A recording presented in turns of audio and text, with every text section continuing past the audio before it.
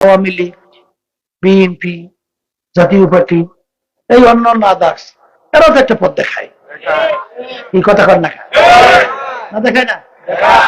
এখন সর্বনারীরা কি বলছে, অমুকে কি বলছে, এইটা ঠিক নেবে ঠিক, এইটা প্রমাণ করার জন্য সংক্ষেপ একটা বুঝ বুঝে স্বর্ণ চকচক করলেই স্বর্ণ হয় না।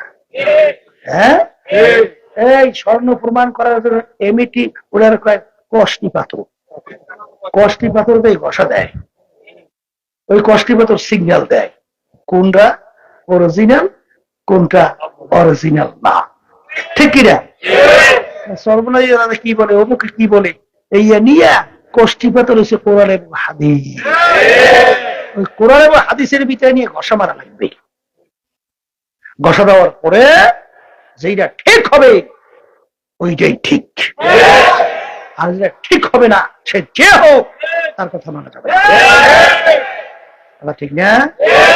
এই জন্য আমার ভাইদেরকে বলবো, পর্দার মা বোনদেরকে বলবো, এই আমি আপনাদের সামনে কোরআন কারীম থেকে আয়াত শরীফ প্রথম তেলাওয়াত করছিলাম কি, কুল্লু নাফসিন যায়িকাতুল মাউত। আল্লাহ বলতেছেন প্রত্যেকটা জানবা যার রূহ আছে একদিন না একদিন তার মৌতের শরাব পান করা লাগবে। ওয়ালাউ কুনতুম ফি বুরুজিম মুশাইয়াদা, কেউ যদি মৌতের হাত থেকে বাঁচবার জন্য পাথরের পাহাড় কাইটাও লুকাও, সময় মতো মালাকুল মউত সেখানে হাজির। তাহলে মরণ লাগবে? এটা মুখ খুললে কোন লাগবে? মরণ লাগবে? এই মরণ ভুলে যাওয়ার কারণে তো কত বুঝলো, ঠিক কিনা? এই মরণ তো যেহেতু লাগবে, এখন আল্লাহ বলতেছে ফারিকুন ফিল জান্নাতি ওয়া ফারিকুন ফিস সাইর। মরার পরে মানুষগুলোকে আমি দুইটা ভাগে ভাগ করব। কয় ভাগে? এক শ্রেণী মানুষকে আমি সাজাইয়া পড়াইয়া আমার বালাখানা মেহমানখানা বেহেশতের ভিতরে জায়গা দেব। আল্লাহ আপনি আমার জন্য আমাদের সবার জন্য কবুল করে নেন। আর এক শ্রেণীর মানুষ ওদের আমল নামা দাড়ি পাল্লা দেওয়ার পরে নেকের পাল্লা যাদের হালকা হইয়া যাবে, গুনার পাল্লা যাদের ভারী হয়ে যাবে, আমি ফেরেশতাদেরকে হুকুম করব মিওয়ারাইহিম জাহান্নাম। ও ফেরেশতারা, ওই নেমক হারামদেরকে দুনিয়ার ভিতরে আমি স্বাধীনতা দান করছিলাম এবং আমার সমস্ত নেয়ামত ওদেরকে আমি দিছিলাম। আমার নেয়ামত চক্ষু দিয়ে ওরা দেখছে। আরে কত অন্ধ মানুষ তোমার আমার সামনে হাত পাইতে পয়সা চায়, হুজুর আমাকে 2টা 5টা টাকা দেন, 10টা টাকা দেন, চাউল কিনবো, ভাগ ভাগ কইরা খাবো।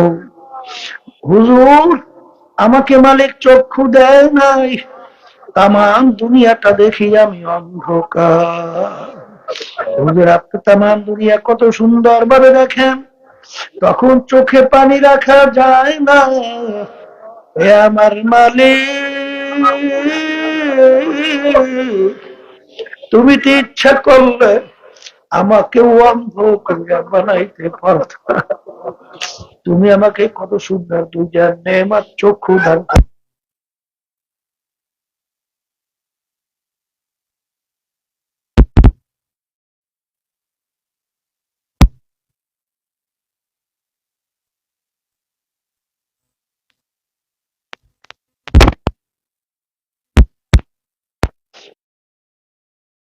এমন এক কুদরতে গোষ্ঠের টুকরা, 24 ঘন্টা তুমি জিহ্বা দিয়া কথা বলবা, জিহ্বা কোনদিন ব্যথা হয় না। এই কথা বলার শক্তি কে দান করলো? এক আল্লাহর বান্দা মসজিদের ভিতরে যাইয়া আফসোস করে কান্দে, আর 2 চক্ষু দিয়া বাইয়া বাইয়া টপ টপ কইরা পানি পড়ে। আর মালিকের দিকে ফিরে করুন সুরে ডাক দিয়া বলে, ওরে আমার মালিক, তুমি আমাকে এমন গরিব বানাইছ, এক জোড়া জুতা কেনার তৌফিকও তুমি আমাকে দাও নাই। বাজান কাইদা মালিকের দরবারে মসজিদ থেকে যখন বের হইল, দেখে মসজিদের দরওয়াজায় এক আল্লাহর বান্দা পেয়ালা নিয়া মানুষের কাছে হাত পাইতে পয়সা চায়, ওর দুইটা পাউই না। আমার মাওলাকে দুইটা পাও দেয় নাই। তখন ওই আল্লাহর বান্দা মালিকের দরবারে ফিরে কান্দে আর বলে, আমার মালিক,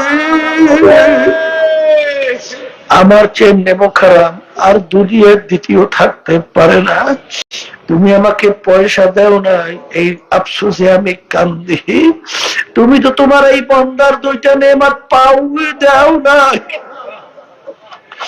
মালিক, তুমি তো আমাকে নেমাত পা দান করছো, পা দিয়ে আমি হাইটা সব কাজ করতে পারি, আমার সেই নেমখার আমার দ্বিতীয় দুনিয়া থাকতে পারে না।